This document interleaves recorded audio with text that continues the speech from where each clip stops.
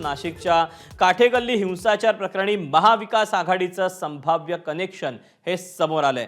संशयित आरोपींमध्ये काँग्रेसचे हनीफ बशीर, ठाकरेंच्या शिवसेनेच्या निलोफर शेख, शरद पवारांच्या राष्ट्रवादीचे आरिफ हाजी पटेल शेख यांचा समावेश आहे। कट रचणं, अफवा पसरवणं, प्रत्यक्ष अप्रत्यक्ष हिंसाचार घडवण्यामध्ये सहभाग घेणं असे गंभीर गुन्हे पोलिसांनी दाखल केलेत। आतापर्यंत एकूण 1400 ते 1500 जणांवर गुन्हे दाखल करण्यात आलेत। आतापर्यंत 31 जणांना अटकही करण्यात आली आहे, तर 57 जणांची ओळख पटली असून त्यांचा शोध सुरू आहे।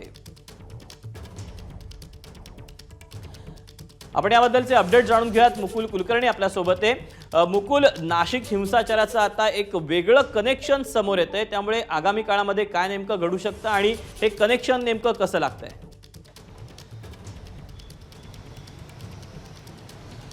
बरोबर आहे। मध्यरात्रीच्या सुमारास 1400 ते 1500 जणांचा जमाव हा काठेगल्ली परिसरामध्ये जमलेला होता।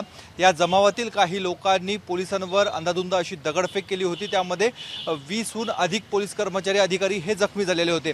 यापैकी 57 जणांची ओळख पटवण्यात पोलिसांना यश आलेले। त्यापैकी 31 जण पोलिसांच्या ताब्यात आहेत।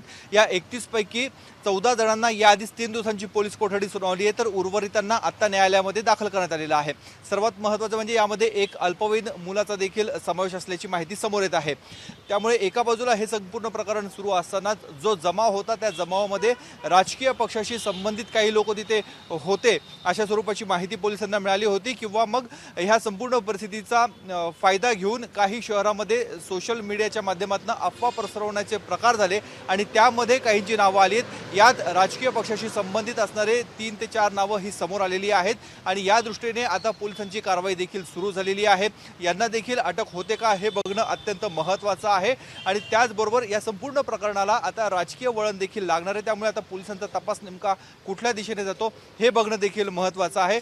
अगदी तळागाळातील लोकांपासून तर राजकीय नेत्यांपर्यंत अशा स्वरूपाची लिंक पोलिसांच्या हाती लागते। यामध्ये काही वाहनं देखील पोलिसांनी जप्त केलेली आहे। त्यामुळे येत्या काळामध्ये पुढील 2 ते 3 दिवसामध्ये आणखी काही आरोपींची संख्या वाढण्याची शक्यता आहे। आता जे 57 नावं आहेत, 57 नावांमधनं कोणाकोणाची नावं समोर येतात, त्यामुळे संशयित आरोपींची नावं देखील वाढण्याची शक्यता व्यक्त होत आहे।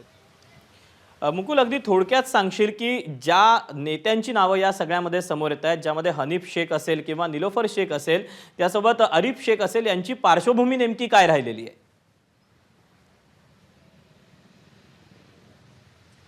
हनीफ बशीर हे काँग्रेस पक्षाचे जुने कार्यकर्ते आहेत आणि अल्पसंख्याक विभागाचं ते काम बघत होते।